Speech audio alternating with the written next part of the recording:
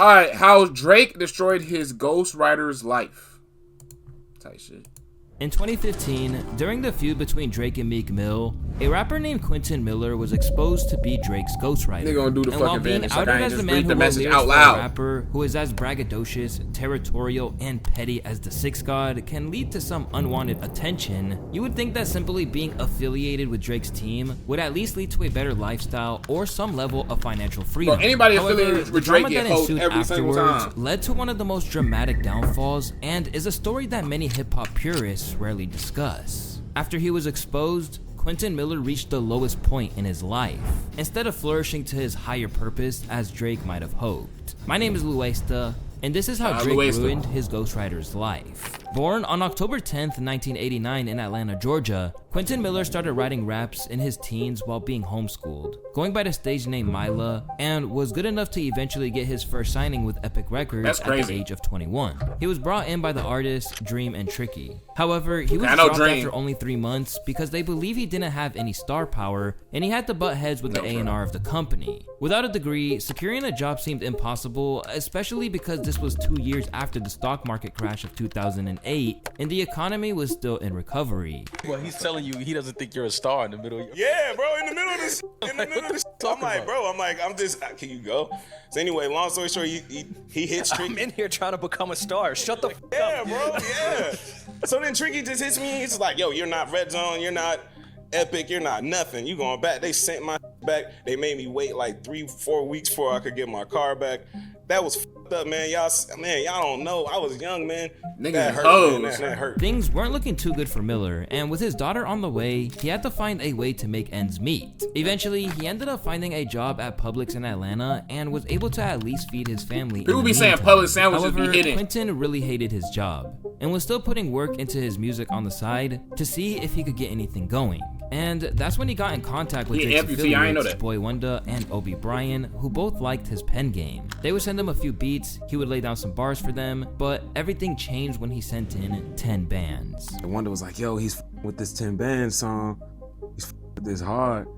So yeah, I was really excited. I thought I was gonna have a Drake feature, because at the time Drake was just doing random features for just up and coming artists. Drake is fucking with 10 bands, man. He's going crazy over it. I'm like, oh shit. I sent 10 bands to a couple of my friends. Now, I didn't know what a reference track was at this time. And at that point, you were just making a record. I was just making songs. Yes. And plus, when he said it, I'm thinking Drake's gonna get on it. So I'm like, I'm not leaking, you know what I'm saying? Like, and then later, I was sent a clip and it was Drake saying it. And I was like, oh, all right, well, hey. Yeah. Whatever. And Quentin didn't expect Drake to actually rap the song, but he was got his shit forced to work stolen with such a major artist. He even proudly represented OVO back in his home of Atlanta. He's getting flown out, having writing sessions, and begins to work with Drake to produce his 4th mixtape, If You're Reading This It's Too Late. Wow. And as we all know, when it came out, Drake was getting praised for making the best rap songs that year. But what they didn't know was that they were actually praising a young guy from Atlanta. So you get in the studio with Drake and you end up basically co-writing what became Used To, 10 Bands, Legend, and 6 Man. Yeah. I also wrote on Bless. Too. That was when I first met Big Sean during that session. That's crazy, bruh. You know, a part of the shit. Like, you know, Drake literally was looking me in my face like, yo, man, this album wouldn't be possible if it weren't for you. Like, you know, you really helped. You have no idea. Like, you saying this to a dude that was... Nigga, he wrote that beat. You know what I'm saying? Like, I thought my dreams was Good over. morning, officer. And them dropped me off, you know, like, I was crying like a baby, you know, because I'm like, how the fuck else am I going to do this? You know, they were the people that I knew, and I ain't have nobody else, you know, so it just felt like it was just one of the best times, you know? Yeah, felt like I was on the team. However, things would take a drastic turn for Miller and Drake fans after Meek Mill came into the picture. After teaming up with Drake on Rico for his 2015 album, Dreams Worth More Than Money, Meek Mill would put out a tweet alleging that Drake has a ghostwriter, saying, "Stop comparing me to Drake too, he don't write his raps. That's why he ain't tweet about my album because we found out. Other artists know though, Lil Wayne and Nicki know, ask them. They gon' act like they don't see them tweets." Meek was mad that Drake wasn't helping to promote his album. And people were saying that the line, "the girl of of your dreams to me is probably not a challenge, Enrico, is a diss to Meek Mill because Drake has been very close to Nicki Minaj, who was dating Meek at the time. This was a pretty crazy revelation back then, since ghostwriting wasn't as popularized as it is today. It was mind-blowing for fans to find out that one of the top artists in the game didn't write all their music. And this was a different case from that of a Dr. Dre or Kanye West, who are also known to use ghostwriters on their songs, as they are more so producers and curators than they are as rappers. In a short while, the name Quentin Miller kept popping up. I'm gonna let that slide. I don't know if I can automatically. He might be right. Shocking everyone even more because the song was very popular among the fans of If You're Reading This Is Too Late. And Drake had received a lot of praise. Wait a minute. Whoa. So you telling me this nigga Drake had a ghostwriter and this nigga Drake was also a ghostwriter for Kanye? The fuck kind of interesting. So ghostwriters got ghostwriters? That's crazy. I ain't even think about that until like we watching the video. Fuck. It was steaming hot with Drake and Quentin at the center of it all. Drake's producer and longtime friend, don't think Drake put out a series of tweets defending Drake wrote some of his songs off Life of Pablo. And songs Drake has written for others, never mind himself. That's the funny part. So if someone wants to be upset that Drake made a great album, go for it. Get mad all day, LOL. But don't ever question my brother's pen. I've spent maybe 30 minutes in the studio with Q. Nice enough guy, very talented. If you're asking if Q contributed to If You're Reading This, yes, he did. You can also see that by reading the credits, which is a point a lot of people seem to forget when saying an artist uses ghostwriters. When a writer contributes to a project, their name is usually slipped into the credits, therefore, they aren't. But who the fuck reading the credits? However, no one actually checks the credits for every single project to police. But, I mean, the only time, which is why I don't really give a fuck who writing the music, but I don't want niggas to be talking about I'm the greatest lyricist or I'm the greatest, you know what I mean, this, that, and the third with the flows and all that other shit. Don't be saying that, because another nigga did all that. Don't be saying that. You can say you the most talented rapper in terms of like doing the numbers, but you didn't write the bars, my nigga. So I don't want to hear niggas be saying that and you got a ghostwriter the whole time, nigga. You not even writing the bars. So that's the only thing. That's the only time where I'll be like, all right, ghostwriter, that shit lame. But other than that, it's like, nigga, if the music good, the music good, bro. Case was blown way out of proportion by Meek Mill. To make matters worse for Quentin Miller, he was now getting clowned online for some of the lyrics he wrote with people, saying that he ain't got the looks or money for producing. I mean, rapping and producing. I mean, he needs to stop dropping music, I'm gonna be honest. But Quentin would also put out a statement explaining his side of the situation, like 2 months later, as well as downplaying the work he did on the album, saying, most of the project was done before I came into the picture. I remember him playing it for me for the first time thinking, why am I here? Like, what does he need me for? I am not and never will be a ghostwriter for Drake. I'm proud to say that we have collaborated, but I can never take credit for anything other than a few songs we worked on together. However, this would turn to be a big mistake. Carnival. Because in trying to defend Carnival Drake, is a good song because niggas love Cardi, bro. They caught me, we was in LA, I was walking to the Nike store and he approached me, and this was really my first time really talking with me, and basically he told me like, you know, he didn't appreciate the letter that I dropped and it made him seem like he was a liar or whatnot, and they stole off on me in the Nike store and ran. I shed blood in the Nike store on Wilshire. They tried to get me in front of paparazzi at first. We kind of caught each other. I was getting out the Uber and we kind of caught each other. And then he sent his man. He was like, yo, come over here. Meek wants to talk to you. And I was just like, I don't want to go in front of paparazzi. Like, I don't want to do that. And so like, you know, they just followed me in the Nike store, yeah. And just popped off in the Nike store. From what we know now, Meek was allegedly instigated by Nicki Minaj, who felt like her man was being disrespected. So not only did he get abused online, he gets beat up by Meek's goons. And to make matters worse, Drake basically cuts him off after the entire incident. What the fuck? Quentin was really disappointed in the silence from Drake's camp, because he went to bat for them and they still hung him out to dry. But he took solace in the fact that he was well known for being a part of hit songs and believed that things would look up for him very soon. However, what he saw before him was more disappointment, making Quentin believe the industry had blackballed him.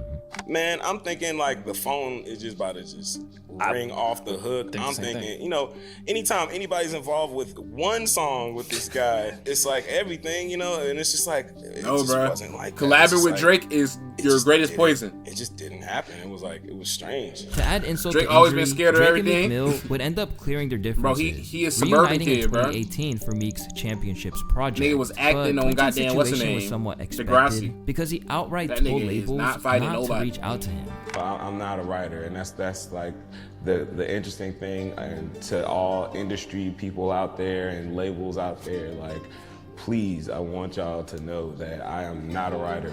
Don't invite me to your writers camps. Like, that was a special situation that just happened to happen. It was an opportunity, and you know, we just happened to be on the same wave. You see, Quentin suffers from the same problem that hinders artists with stronger pens in the industry. Just like Partisan Fontaine, who wasn't happy when Kanye exposed him as a ghostwriter, Quentin didn't want his writing to overshadow his music. From the label's perspective, people like Quentin are more valuable in the background for their already established artists, and are therefore less likely to receive opportunities. Damn, I didn't know Party was a ghostwriter. I didn't know that. Artist. On the 5-year anniversary of the release of the If You're Reading This Is Too Late album, Quentin will put out a video expressing his dissatisfaction for how things happened with his career.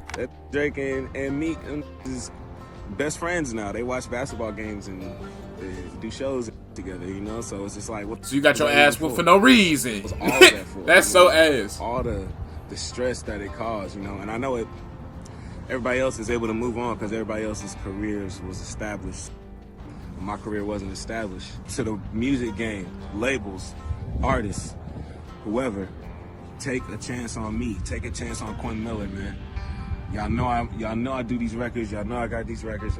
I could do it in my sleep. Take a chance on me. Niggas not fucking with, bro. Everybody want to kick me to the curb, man. That nigga need to collab with Jakes. That's Dick Ryan. Let me stop. Give me ideas for this person. Give me ideas for that person. Man, give me the opportunity, man. Give me the ball, man. I see a lot of artists out here that... Don't say, bitch.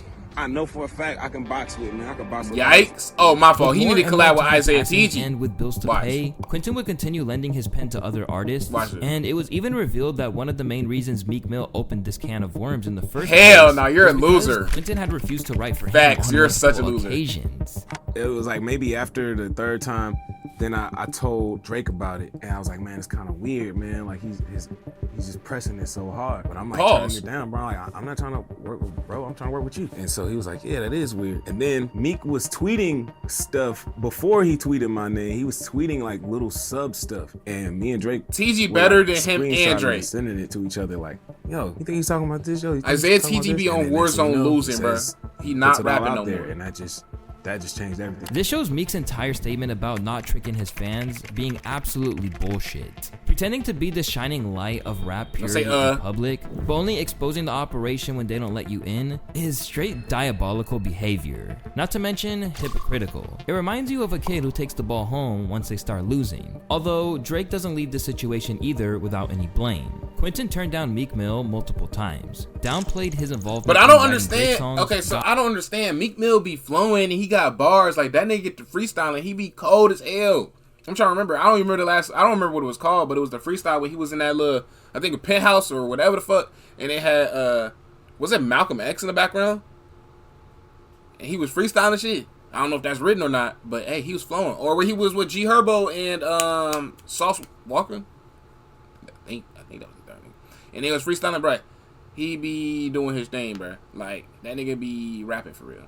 So we're talking about Big Fisher Zay, bro. Shut up. So I don't know why he going. I mean, maybe Meek Mill is going out to him because he know how to make hit records instead of like flows. Like I said flows instead of like freestyles and bars because niggas don't always appreciate that. Got beat up and got publicly humiliated, all because he wanted to be loyal to Drake. The least that Drake could do was keep working with him, since most of his fans didn't care if Drake used ghostwriters. Maybe just because I was just a writer, or I don't know. It was just like I just didn't matter. Just like this guy, even with drama and them, like just kind of just throwing my whole life, on the back burner, just like, whatever. OVO had a Capcom collab. What about me? When what the about hell? Me taking care of my family and, the fact that I put my whole life into this shit. I don't have no other skills. I ain't go to college, like I make music. That's my skill. What's even crazier is that he only made $30,000 for all the songs he wrote for Drake's mixtape. What? Now, that isn't all really Drake's fault. Yes, he should have been paid more, but remember in the beginning when I said Quentin got dropped from Epic Records back when he was 21? Well, it turns out they dropped him but kept his publishing, meaning they basically took all of his royalty money for years, until 2019 when he finally managed to leave the deal. Quentin's life after writing for Drake can be described as getting dealt a bad hand over and over again. From losing his leg in an accident in 2016 to almost getting scammed by Big Sean in 2022. I'm like, man, this a full nigga, that was 2 years bro. ago. He's like, yeah, bro, this is full circle. This is full circle. So I'm really like looking up to it. And then maybe like a week before the album drops, he's just not responding to me at all. Then like a week before, I'm in the studio with Hit Boy. I just randomly hear in a conversation with Hit, yeah, the album drop next week. I'm like, wait, what? I didn't even know. So then I start hitting him, and then I'm getting text from his manager. Now I'm only talking to his manager. I'm like, well, what happened? So I'm talking to the manager, then the come out. We still ain't signed the paperwork or nothing. My name was not on the credits. It was not on the credits for like the first 3 months. So I'm blowing them up. I'm like, yo, what's up, man? Because I didn't know we was doing the ghostwriter thing, because if that was the case, I would have asked for some cash. And they're just like, nah, man, nah, it's just until we get all the paperwork, we can't get the credits. We can't get everybody's name on the credits. But I'm like, but everybody else's name is on it. Despite now seeming to Damn, accept they his playing role with as a this writer nigga. in the industry, Man, he faces saying, controversy fuck y'all. every time he tried to promote his work. I've been still writing for people ever since. You know, I done worked with Nas, Big Sean, Jeezy, Ty Dolla $ign, but like a bunch of other people. You know, I never really wanted to be a writer, and you know, it's an interesting sport. You know, I think I have more of a passion to just be creative. After this we interview get up came all out, those people. some fans began to discredit Nas's entire catalog, while others were once again clowning Quentin for daring to mention that he worked with Nas, since he's generally revered for having one of the greatest pens in hip-hop history. Nas's team had to reach out. I don't listen to any of them. I'm not gonna lie. I was trying to find at least one I was defending. I'm not defending Ty Dolla $ign. Fuck no. Big Sean. Hell no. Nas a legend, but I'm not listening to no new Nas. And yeah. Oh, G-Eazy. It's crazy. You say G-Eazy, and I forgot he was even the nigga named. I can't name 5 G-Eazy songs, so we're not doing that, bro. Probably one of the corniest niggas. You know what? He not even corny, bro. He just ass. Out to Quentin, forcing him to clear things up, while also explaining his perspective. I also mentioned other artists that I worked with, from G-Eazy to Jeremiah to Ty Dolla $ign. I mentioned other artists. Writers post their work and talk about their work all the time. You know why? It also helps with the business of writing. When people know that you are part of certain things, it makes people more prone to work with you. It's kind of part of the job. Networking. Naming your resume or your catalog. G-Eazy got it kind of goes Lady with Killers it, and Tumblr Girls. Why do you know G-Eazy I songs? just so happen to have had a situation with the biggest artist in the world, and it turned into a whole fucking ghostwriting scandal. And now I am the ghost. Now, anytime people work with me, it's like I'm supposed to be a ghost. But I'm not a fucking ghost. You don't make money being a ghost. They don't pay you. Artists don't give a f if you have money or not. They do not pay you. So if you don't get paid from being a part of this to get opportunities, those are fire? Paid, what? I want to be a fucking ghost. If you work with Quentin Miller, you worked with Quentin Miller. And you better be okay. We're saying that you work with Quentin Miller. Shit, he could ghostwrite for me, nigga. Situation, I pulled up on Hit chill. Boy. That was a situation with Hit Boy. I'm in the room. I bounce some ideas out. There we go. Clear we good. I just bounce some ideas. Couple ideas went. That's all that happened with the Nas. But I am not a fucking ghost. I am not a ghost. Again, he's saying that, but you is, bro. Involvement, just like the Drake situation. Nowadays, Quentin Miller is still trying to make strides in the industry, despite being hurt so many times. In fact, he recently popped up on Kanye's well-received Vultures album as a writer, and had been spotted with his crew in the months leading up to its release. So he really did take the writer route, even though he didn't want to. I mean, he might as well. He can make a bag off it, bro. Fuck it.